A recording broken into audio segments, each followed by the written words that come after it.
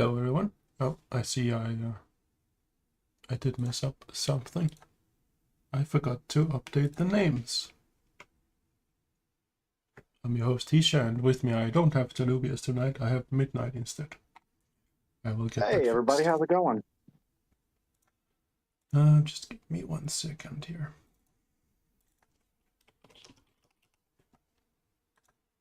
There we go. Now it's much better. Correct. Alright. Sorry about that. So yeah, as you guys might have noticed, we didn't have a stream last week because we couldn't start the game. Seems like the server that is hosting some of the stuff decided to go on vacation just as the team did, and that is typically not very good for the game when it expects some services to run, and they decide not to run. So yeah, apologize for the downtime, but should all be resolved now. As far as I can tell, everything seems to be back to normal.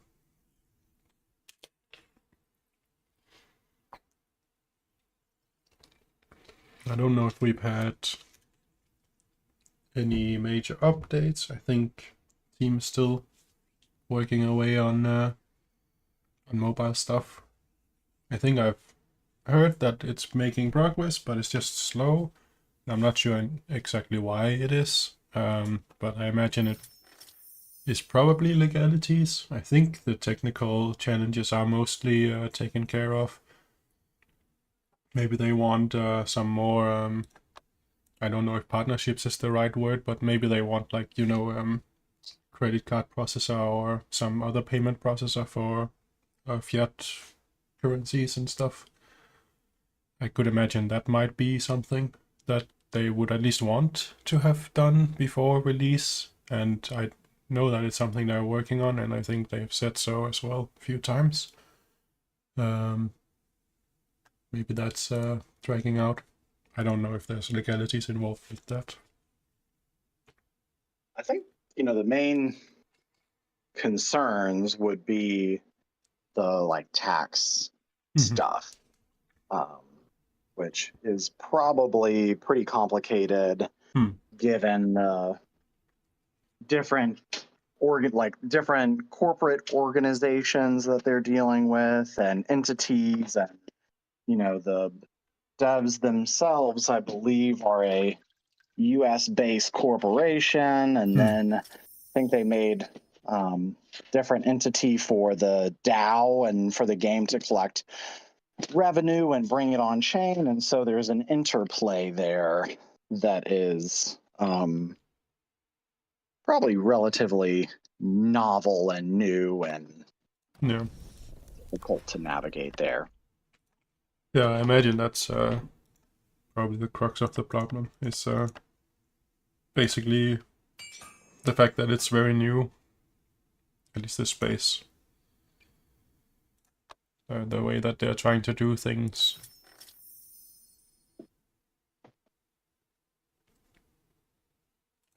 Though, from what I have been seeing, it does sound like there is some good news for crypto in US courts, at least. Oh yeah, I did hear about that too. Yeah, saw a federal court of appeals, I think, called a bunch of crypto coins, crypto tokens, commodities, and classified them as commodities. So, that's an encouraging sign when it comes to regulation. For those unfamiliar, the commodity, if it's a commodity and not a security, then that means the SEC, it falls outside of the SEC's jurisdiction, I'm sure everyone knows Gary Gensler by now, but would fall outside of his jurisdiction and fall under the CFTC, which has apparently been a lot more friendly when it comes to crypto tokens and treatment of crypto generally. So it seems like the CFTC is actually going for the criminals and not for anything. So Right. definitely Right. seems And more reasonable. it sounds like they actually have they're like working on actual regulation instead of Yeah. regulation through enforcement, Yeah. which seems to be the SEC's current approach and leads to lots of uncertainty, Yeah. which is never good for a marketplace. So that's good. The more, the more the courts say, and I think we discussed this some, I think, in the team chat, how, they said it was going to be a case by case, token by token, and not even just token by token, but like they would have to determine whether something is a security for each use of that token. So like one use could be a security while another is a commodity. And that is going to be complicated. Yeah. But, hopefully there will be more commodity than security designations, and we'll sort of get more detail as time goes on that. I mean, the thing we can hope for is that it's actually going to make sense. Like, if you use it as a security, then it will be ruled as a security, and if you use it as a commodity, then it will be ruled as a commodity. Yeah, I think in the team chat a good point was made, and that's that the fuel tokens, all the chain tokens, make sense as a commodity. If you use it for gas on a chain, it makes sense that it's a commodity in that use. I think it's still a complicated question, but I definitely agree that it's definitely, at least to a point, a commodity. And I think the same question goes for like in-game currencies that are based on crypto, because you are technically using it as an in-game currency, but since you can technically profit from it, then you could see it as a security as well on like edge cases. Right. And I think the same goes for gas tokens as well, because you could technically invest in gas tokens with the expectation of profits, which I think would put it more in the direction of a security. Which is why I think it makes sense to go for it on a case-by-case basis. Because people are using everything like differently. I guess some people could even be using what is considered securities today in like outside of crypto markets as something other than securities. Yeah. So, I mean, if this could set a precedence even outside of crypto, so like crypto is kind of the way that we realize maybe it's not so black and white. Right. Yeah, absolutely. It almost, if you start looking at it at a use by use level, it seems to me that enforcement would almost be impossible, because if you think about all the protocols that use tokens, say Ethereum, in different ways. Say, my finance uses it for lending, and this other protocol uses it for staking, and this other protocol uses it for X, Y, and Z. Then you would have to look at each of those projects individually, identify their use, identify whether it's a security or a commodity, and then sue that protocol. The SEC would have to bring some sort of action against each protocol that they believe constituted a security. Yeah. And so no longer can they just sue whatever the Avalanche team. They would have to sue every project that uses that token in a way that they think is a security, which multiplies the litigation potential and the time that it takes and the complexity exponentially. Yeah. Yeah, So and it's kind of I interesting. think in particular some of the things that you mentioned, like especially staking, I think is where it's gonna get I don't know if difficult is the right word, but because who in that case is using it as a security? Is it the platform that is allowing the staking, or is it the people that are staking in the protocol, or both? Right. Or I mean, but to take it to complicate it even more, as if it wasn't already complicated enough, Hmm. it seems to me that staking is almost like modern banking in that you are providing an organization Hmm. with capital.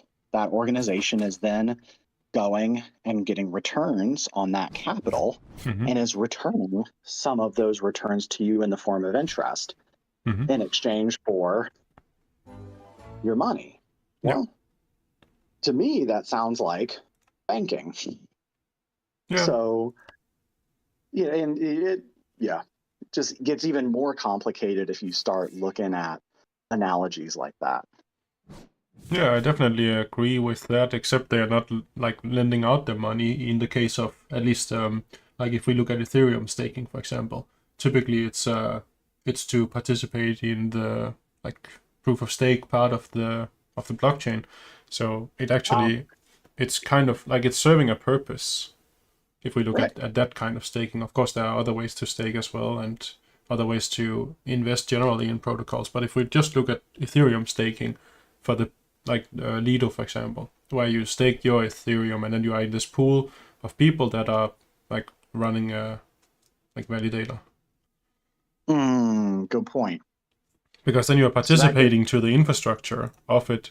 correct. And so you're not directly, I mean, of course, some people will be investing in that for the purpose of profit, but some people will be investing in that or staking in that for the purpose of enhancing security of the architecture and protocol. Right.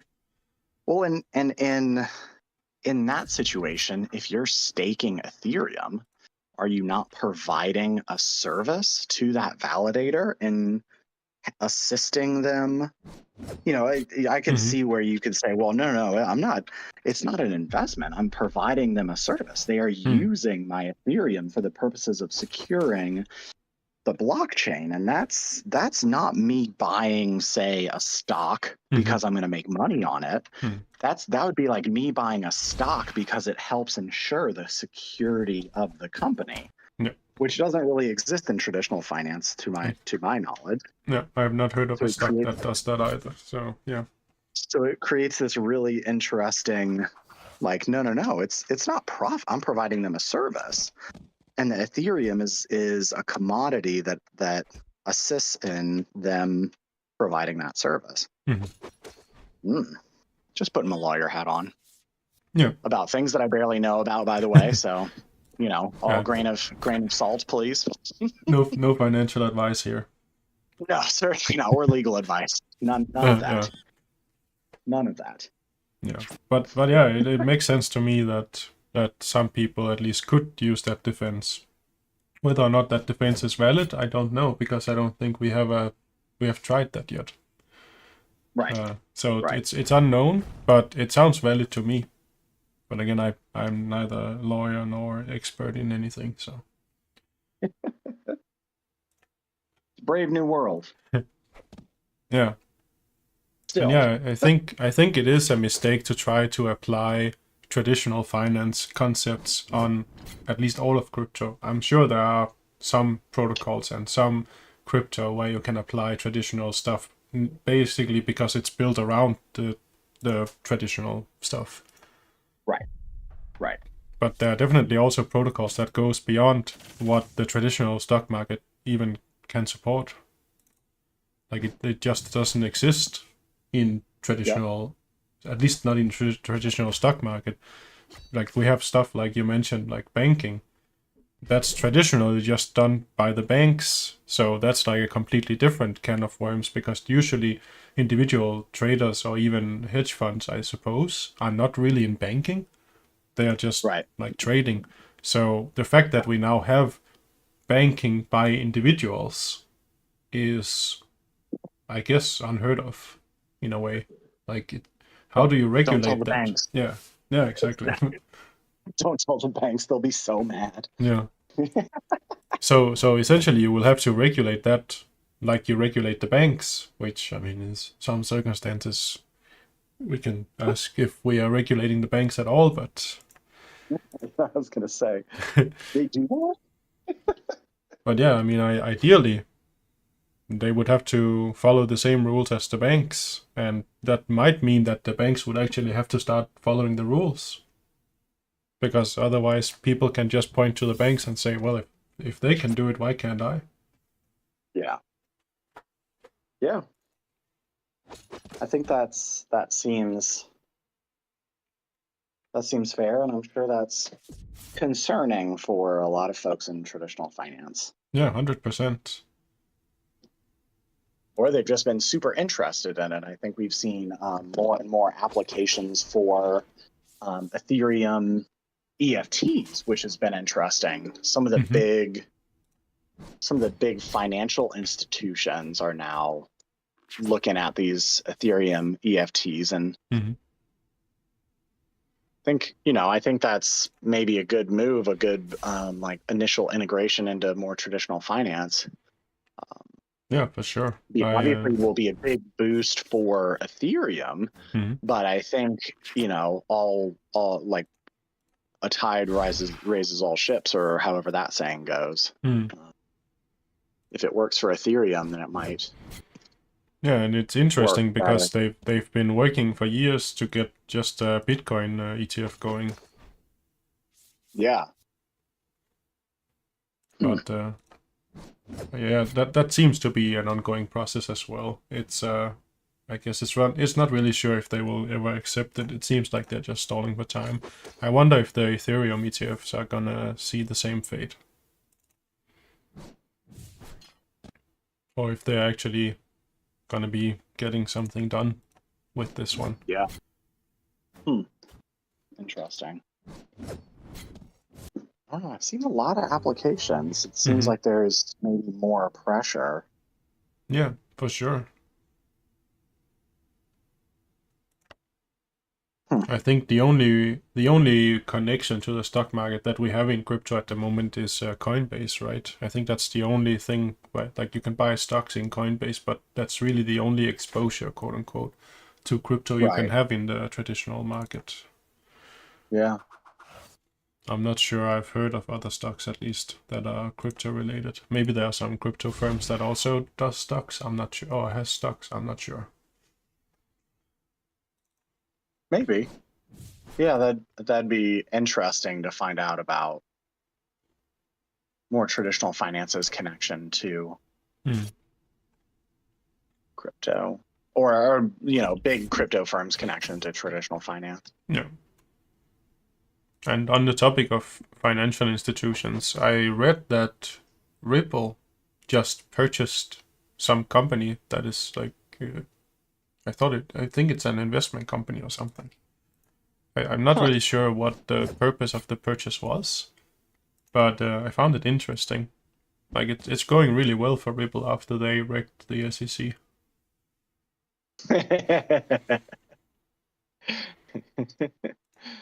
Funny. They definitely did. Yeah. That was good. It's really funny. Yeah, I think the Ripple lawsuit was definitely I think that was a historical thing in crypto. Probably it sets a precedence. Right. Like just one of the many ongoing cases that are probably going to be part of the like precedences for the future of cryptocurrency.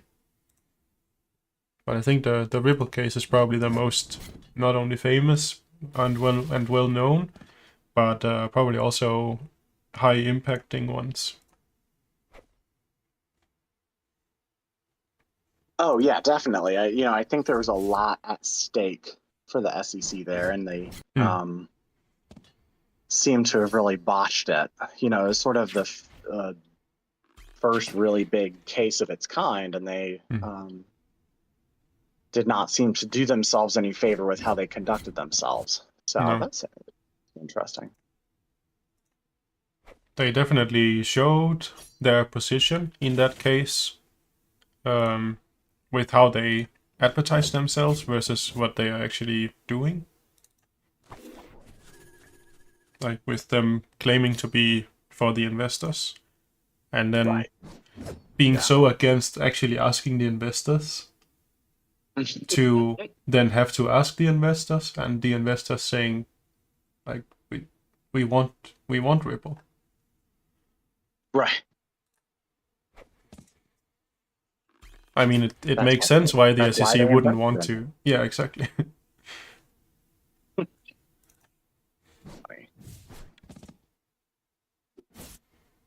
No, it's just interesting to me how it can be so transparent and they can still be allowed to do it, even with all the hearings and stuff. But, like, are there any results from those hearings? Like, does stuff actually change? Right. Right. I don't know. I keep reading about calls for all sorts of changes in the SEC, especially. Mm-hmm. But I don't see any like action taken, and it's confusing.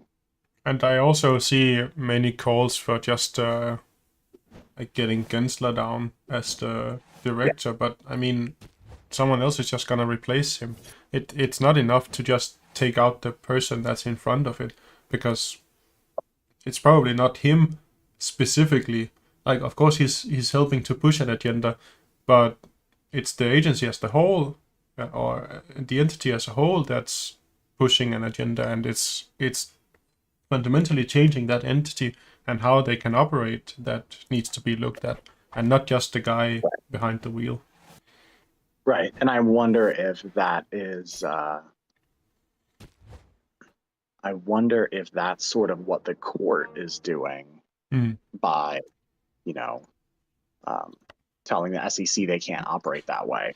They shouldn't operate through enforcement and all of that. I sort of wonder if the court is working on letting the SEC know that that's not going to fly anymore. Yeah, I'm just wondering if there's been any results of that, because they have been told that, as far as I know, in Congress. But it seems like they're still doing what they have been doing. So they're either not listening, or it doesn't mean anything. Right. And right. What are the consequences if they are not listening? Like, if Congress says you can't do this, and you keep doing it, like, are there consequences for this? Should there be consequences for this? Like, because why have a Congress if it doesn't matter? Right. Right. Theoretically, there are consequences, and that would be changing leadership. But I don't know. Has yet to happen. Yeah. Yeah, there are definitely some things that we are left to wonder about. But I mean, we can only hope that one day it will get better. And again, we are already starting to see that. Maybe that's what's going on. Like, maybe that's why they are transferring the jurisdiction away from the SEC and over to the CFTC. Maybe that's in order to say, like, you guys fucked up. Right. We did this wrong. Yeah. Yeah.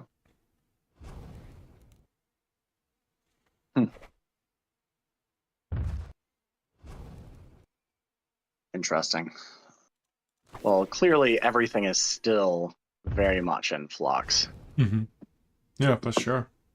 I think it's probably going to take years still before we have any kind of reasonable jurisdiction in crypto as a whole. Oh, yeah. And it's probably going to be just as fluid as anything else, really. Like, we still have lacking jurisdiction on the internet as a whole as well. And because that's a fairly new thing as well, even though it's been around for a couple of decades. Yeah, it seems technology is really complicated enforcement in a lot of ways. Exactly. And bureaucracy is just slow as fuck. And if you think about it, like, even the security stuff is still relatively new. Yeah. you know, it was only, I think the Howey test is from a case in like the 40s or 50s. Mm-hmm. So, you know, if you look at that timeline and how much we've relied on that, then, Yeah. you know, the sort of realize that things are going to go real slow. Mm. That's just how the courts work, and unfortunately, that's how government works. Yeah. So, in order to get anything real clear, it's going to take a long time. But it also makes sense because, like, we have a system that appears to be working. Let's say that. I don't want to comment on whether or not it is working, but it appears to be working. So making changes to a system that appears to be working has a very high risk of making that system either not work or appear not to work anymore. Right. And especially with the financial system that is such an integral part of our society today, has become that. Like, it takes one mistake to, like, destroy the financial sector completely. Right. Like, it Right. is very Especially, fragile. right. I think we definitely saw that, have seen that in 2008 Mm. in the Silicon Valley Bank Yep. stuff. You know, it seems clear that maybe things are not as solid and stable as maybe we thought they were. Yeah, exactly. And I think that is partially because we don't really know what we have. It's just we rely on this system and it appears to be working. But when it doesn't work all of a sudden, the consequences are very severe. And I can understand, like, now we have crypto that is a very big threat to this system that is currently appearing to be working. But now we're doing things differently. So, of course, it's a threat to the existing system. And what are the consequences when this system that we have is no longer sufficient or wanted? Right. A fragile system that is no longer sufficient or wanted. Yeah. Because Does not sound like it'll go like, well. in my eyes, some people say that crypto is a big Ponzi scheme. In my eyes, the whole financial system is a big Ponzi scheme. Like, it relies on new money coming in. If no new money came into the stock market would crash. Like, Right. Right. so I don't know if it's necessarily wrong to say that crypto is a Ponzi scheme. Maybe not a Ponzi scheme, but I mean, at least it requires new money. But all of financial systems do that. Like, you can't Right. have a business without new money coming in. So all businesses are Ponzi schemes. Like, except Yeah. so I think it's a bit of a stretch to just dismiss crypto as, like, by just saying it's a scheme, it's a scam, stuff like that, because in my eyes you could say the same about the financial system as a whole. It is really just Right. what you make it. And I could see, you know, I think we have seen in DeFi Summer and, well, mainly DeFi Summer, that there, you know, there have been bad actors that take advantage of the like new and novel nature and don't really create anything of value. And I think that is probably the main argument that people make for why crypto is worse than traditional finance, because I think the argument goes, you know, businesses create products and those products create real value. Mm-hmm. But I think, you know, I think we're seeing more and more is that Yep. crypto projects can create products with real value. Mm-hmm. Just Yeah. takes a little bit, you know, it takes more effort, takes more time, and the, you know, bad actors have, I'm sure, as we've discussed before, given crypto a bad rap. Yeah. You I know, make think it easier to say, well, look at that. You know, that's what all of crypto is, when really crypto is as diverse as traditional finance. exactly. I think there's definitely bad things to say about crypto and the industry. But I think you can say that about all emerging industries. Like, the internet was bad when that first happened because, like, it was also the Wild West, basically. Like I Yeah. wasn't really old enough to really know about it the same way, but I imagine a lot of shit happened on the internet in the early days, and it Oh yeah. still does, but The, now it's more hidden. the dot-com bubble and all of that, Hmm. it's a good analogy, I think. It Yeah. seems pretty solid, So I the don't dot-com necessarily, bubble. yeah, I don't necessarily want to say that people are wrong to be skeptical of crypto, or like staying away from it. That's Oh yeah. completely fine. Mhm. But I think it should also be fine and accepted that some people are just pioneers and curious and want to look into this new emerging market. And maybe it won't be a thing in 20 years. Who knows?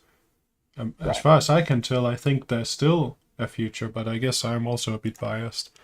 Um, but I mean, I think it's fair to criticize this, and I think it's fair to investigate it and look into it and be curious about Yeah.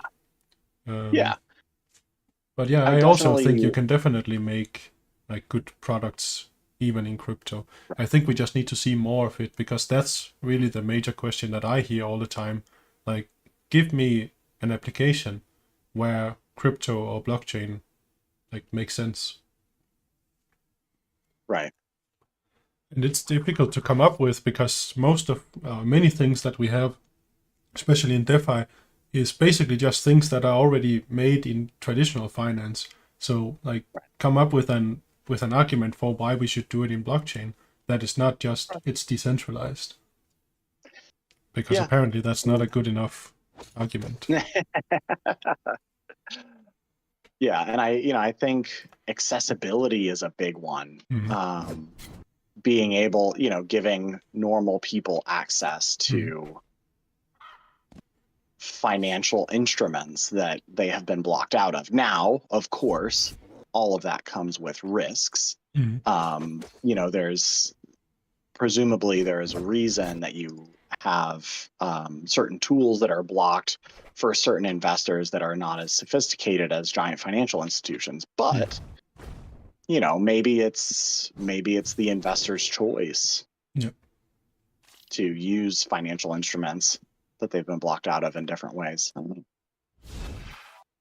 think when it comes to the traditional finance system, it seems abundantly clear that someone's making a lot of money. Mm-hmm. And I think sometimes that's regular investors, but sometimes it's not. And I think there's a reason for that. And I think crypto gets rid of that differentiation. And just to be clear, I don't think it necessarily is different in crypto. I think a lot of crypto is owned by institution and big traders that were in early and kind of capitalized on it early, like basically getting their grasp on it early on. And I don't think we should be fooled by that. I can't say for sure, of course, but I also wouldn't put it past them. Yeah. Yeah, that seems fair. They're pretty savvy savvy investors. Mm-hmm. That's their job. It wouldn't See that. surprise me if less than less than I don't know a quarter of crypto is individual investors. I don't know if that's the Ooh, case, but I would not be surprised if that is the case. right. Because if we look at what is happening in the market, like, and I don't know if it's my tinfoil hat speaking, but it seems like there's a lot of manipulation going on. Like, how can the price be this stable at this price point? When it tries to go up, it goes down immediately. When it goes down, it goes up immediately. Like, something is going on, and I don't Right. think individual investors would be able to keep this level this consistent. Yeah. Yeah. I think that makes sense. Someone has enough money to stabilize. Yeah. And I'm sure someone's making a lot of money off this price stability. Mhm. I'm Buy the sure. dip and buy the small dip and sell it and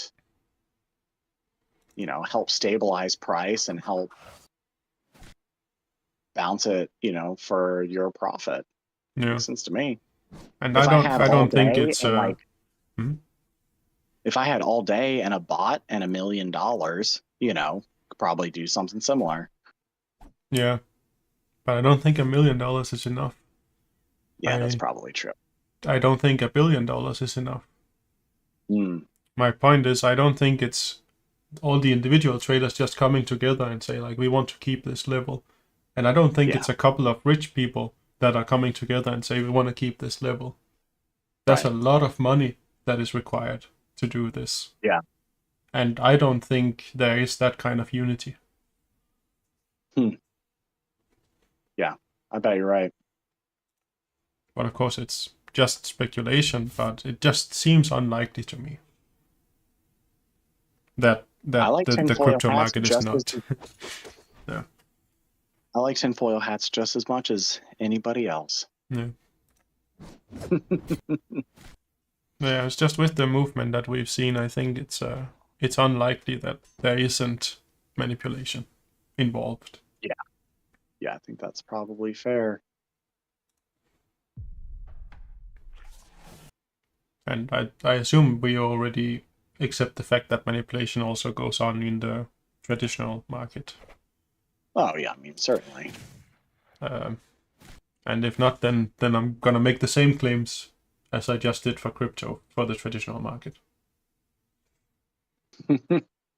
Right. Yeah. I mean, the big players are always, the market makers are the market makers. Yeah. Yeah, definitely. Well, I guess that complicates the question of why crypto then, right? I mean, if it's subject to manipulation and probably even easier manipulation because of the smaller amount of capital in it. Yeah, so that's why my main argument is not necessarily like my argument is not let's look at crypto. My argument is more like let's look at blockchain as the technology that it is and see how would we be able to use this technology to improve our existing infrastructure.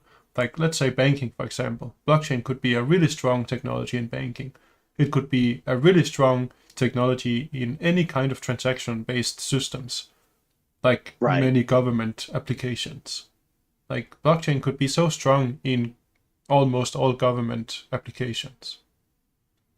Right. And many other applications as well.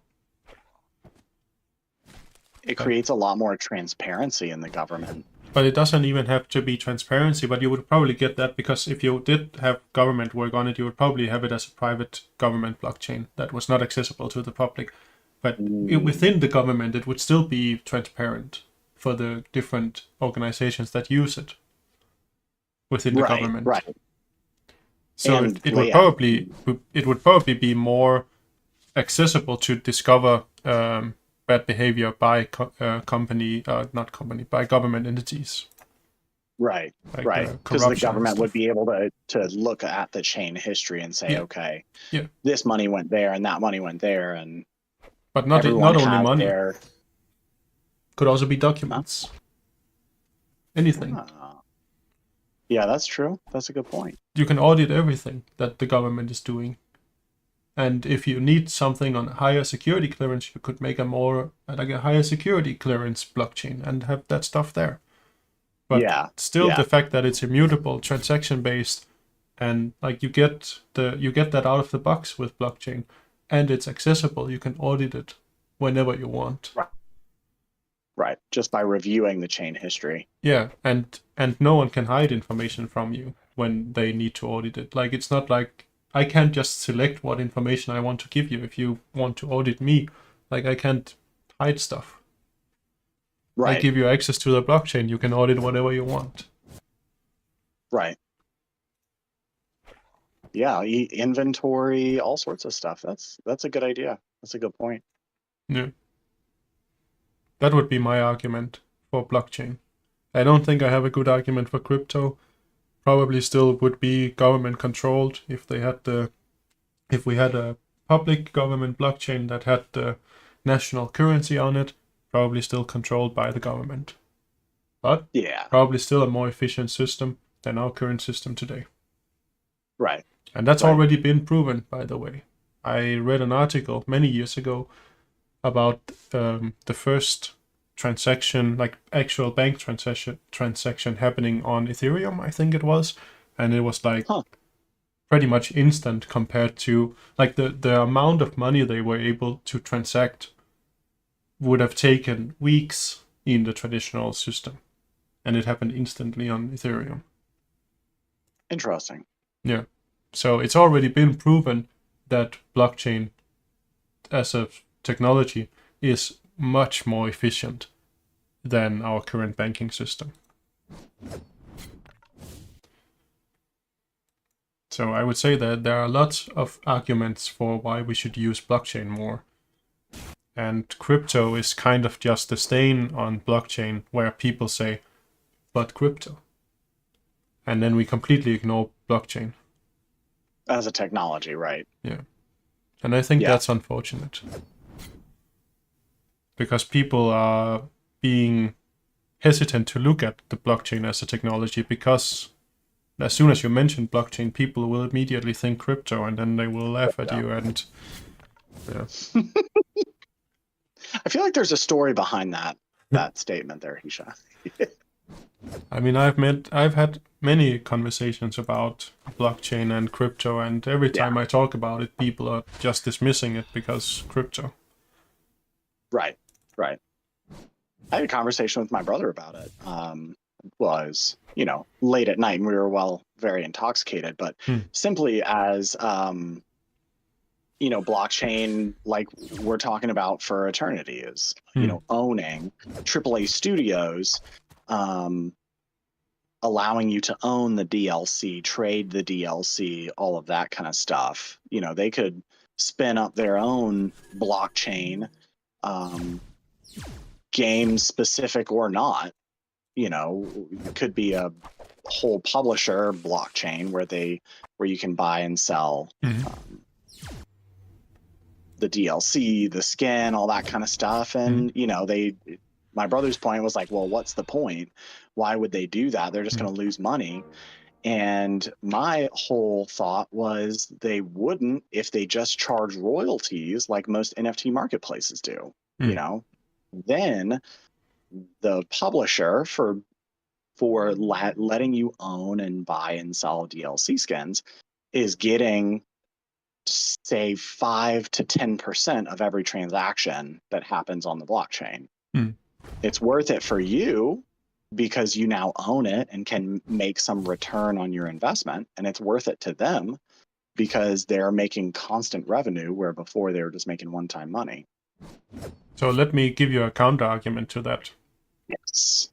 Steam has been doing this for years already without blockchain.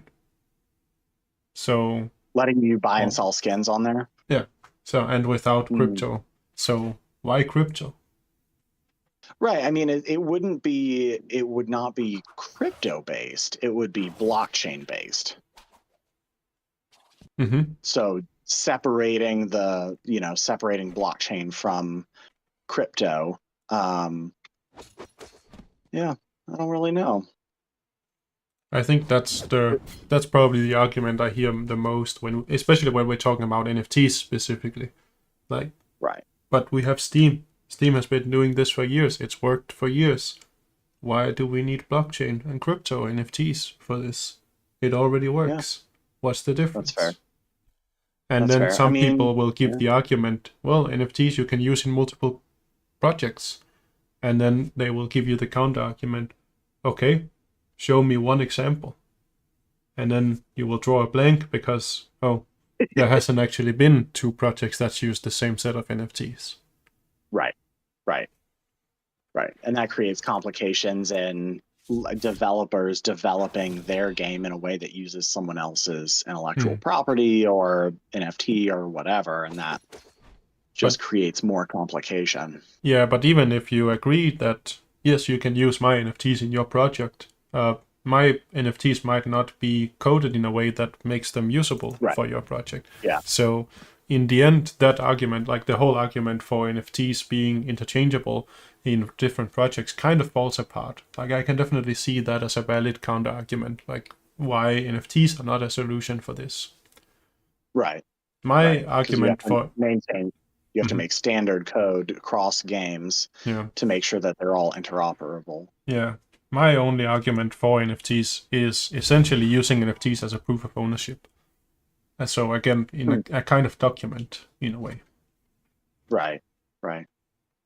And combined again with if we have this government internal blockchain, then you can use NFTs as documents for, like, say, ownership of houses or vehicles or anything that requires like documented ownership. But you have it in this distributed ledger like within the government, instead of having like papers or whatever system they're using today. Like you have this transaction-based system where you're It'd be like essentially using NFTs. It'd be like the register of deeds where Yeah. the deed to your house is an NFT digitally signed. Yep. Hmm.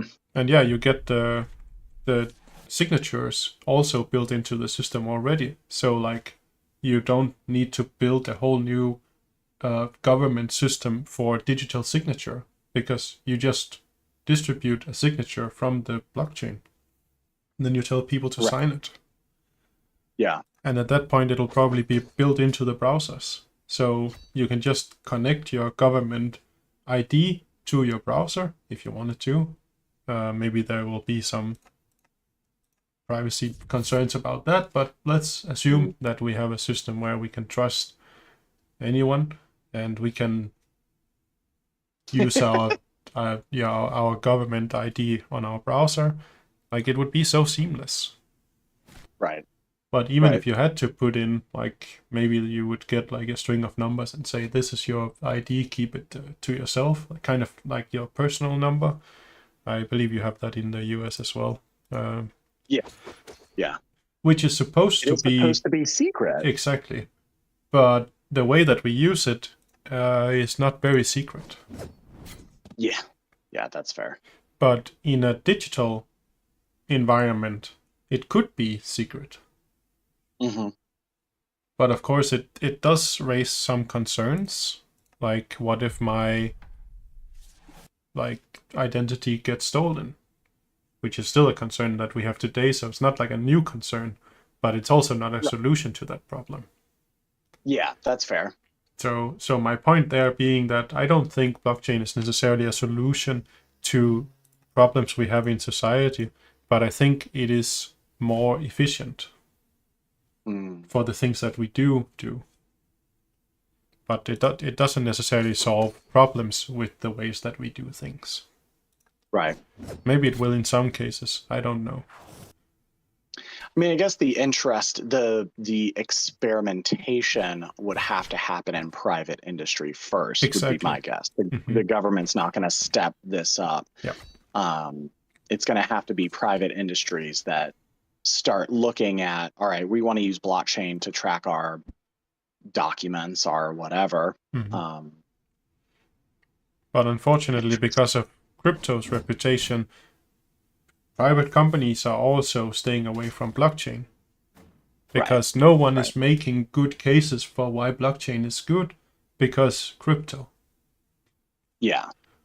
Right. Because it's so connected, even though it's not inherently connected. Yeah. People just see it as connected. Yeah. And that's really sad to me, because I really, as you might be able to tell, I'm really strong believer in blockchain as a technology. I think you should give a TED Talk, Hisha. Have you thought about a TED Talk? I have given TED Talks to many people and they just laugh at me. I feel like this was a good, like, Professor Hisha TED Talk. And I feel like if you could give a real TED Talk, it would be interesting. Yeah. Maybe I should stop talk about it and then just do something about it. I'll be the private company that shows the world how blockchain can be a good thing. Yeah. Yeah. And then I will be the expert when everyone comes running and suddenly wants to adopt blockchain. And I will be the only expert we have because no one else bothered. maybe.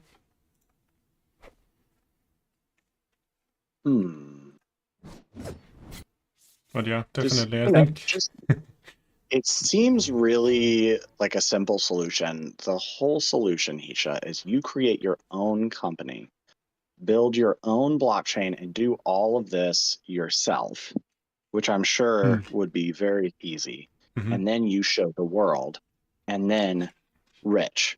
I think that's how it works, right? Yeah, that's the plan. Yeah. Cool.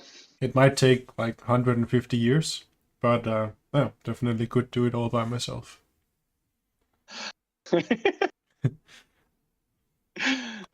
I just hope we will have some technologies that allow me to live for all those 150 years, though.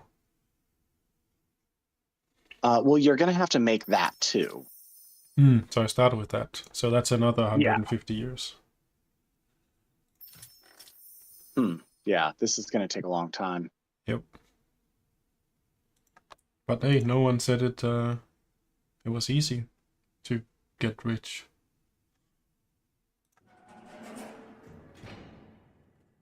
True.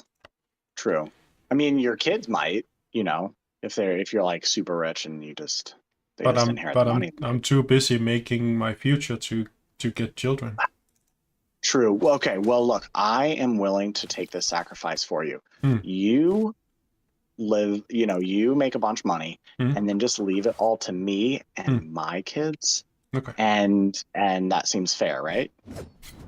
I guess so. Good with that trade? Looks good to me.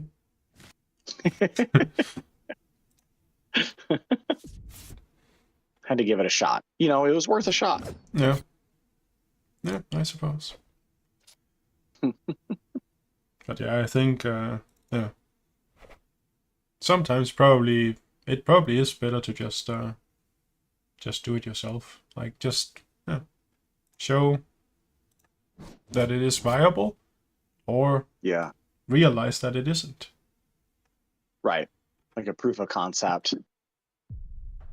Initial proof of concept, and then you can scale up. Yeah. See what challenges that presents.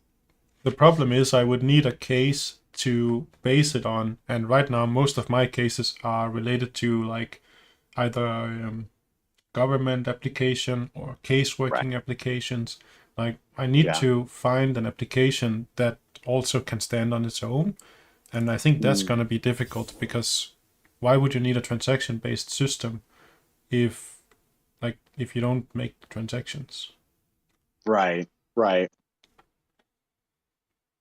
And what kind of transactions can I just make up as a private company? Like, oh, now I want to invent a transaction-based system so I can use blockchain to build it, but it doesn't really have a purpose for existing except for the fact that it's using blockchain.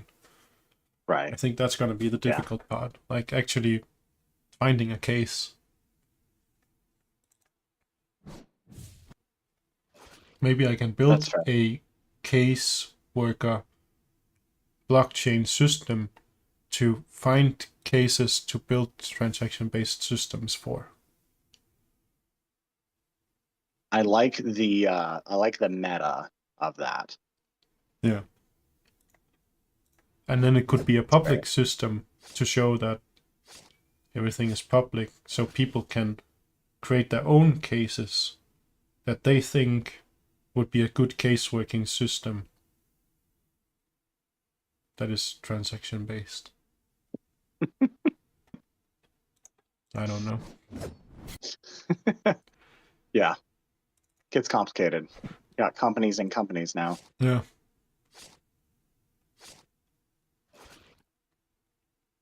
But yeah, it could be something as simple as a marketplace, maybe even could be a good starting out place. Yeah. I mean, you could do like your own personal, it would have to be a private blockchain, obviously, but like your personal file keeping. So like, where do you keep your tax returns or, whatever. Yeah. Yeah, I suppose that could be an interesting proof of concept. Yeah. like this is the deed to my house, and this is where I keep my tax returns, and my pay stubs go on this chain, and oh, I need to prepare my taxes for this year, so I look back at all transactions of this kind on my own chain, and if you have it as now, NFTs, you might even be able to version it. So you can say, I want to find all transactions for this document. right. And if we want to get the distributed part of it to show that blockchain is actually good for distributed systems, you could make a system for the whole family.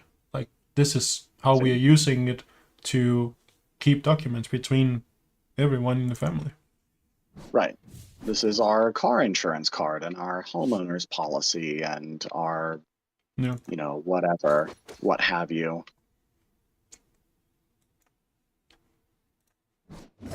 Could be interesting. On a very small scale, but maybe it gets the point across.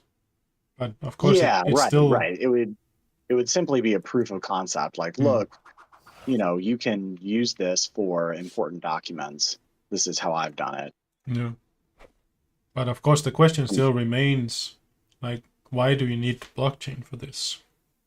And it's true. Maybe for a personal, like, bookkeeping system, blockchain is overkill, because you don't really need the identity that blockchain provides you. You don't really need the security that blockchain gives you.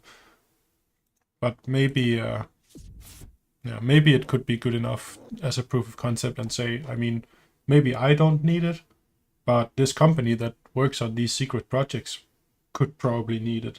And having the identity built in means that you always know who has accessed something. Yeah. So maybe in that case, it would make more sense to have this identity-based system instead of having to build up a separate identity system for the file system that you will then have, and like access control and everything.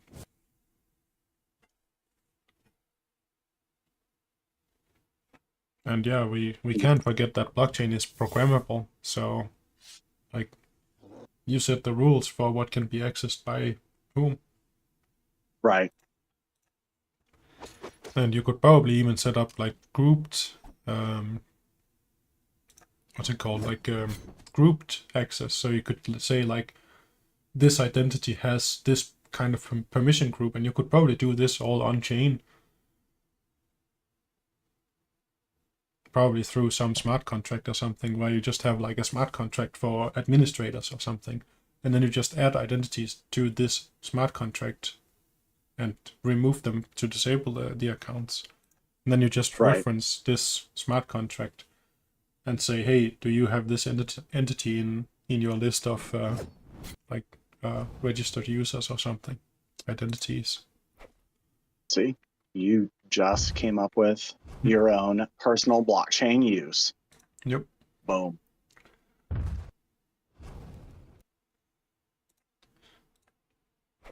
Now you just got to build it, right? That's the easy part. Yeah. I suppose. Yeah, the only thing is like with blockchain authority, like the whole either proof of work or proof of stake and stuff, I think you definitely wouldn't need it for a personal blockchain. But let's say it's a government blockchain, you could have like different agencies have a different, like there are different nodes, which means that one agency wouldn't be able to do shady stuff because it would be validated by the other agencies or parts of like wings of the right. If you get a government. Consensus, yeah, you'd have to get a consensus of agencies on the chain. Yeah. In order to validate the transaction. Yeah, but it wouldn't have to be proof of work or proof of stake, because the means of consensus isn't really like, you can trust, or you should be able to trust all the parties that are part of the consensus. You just need to make sure that no one is being shady. So you don't need your validators to prove themselves, because they are already government entities. They should be trusted enough. So you don't really need a barrier of entry. Of course, you still need consensus, but yeah. Yeah, it makes sense. You don't have to give someone a financial stake in it the way that it's currently set up. They Yeah. already have a stake in the chain.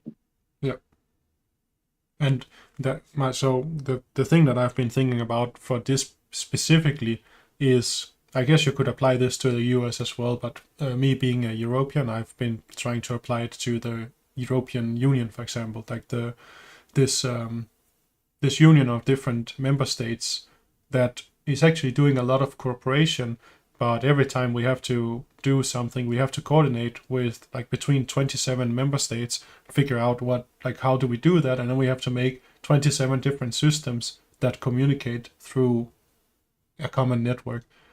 But what if we Right. had a European Union blockchain where each member state had their own validator, and then we communicated that way? Right. You get much faster consensus Yeah, exactly. that is still secure.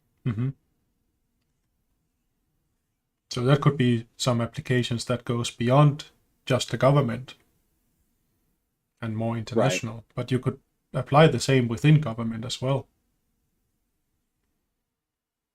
In Yeah, the I mean, then US, you you get could have like a state blockchain where each state in the US has its own validator. And then you Right. had like interstate communication through that. Yeah.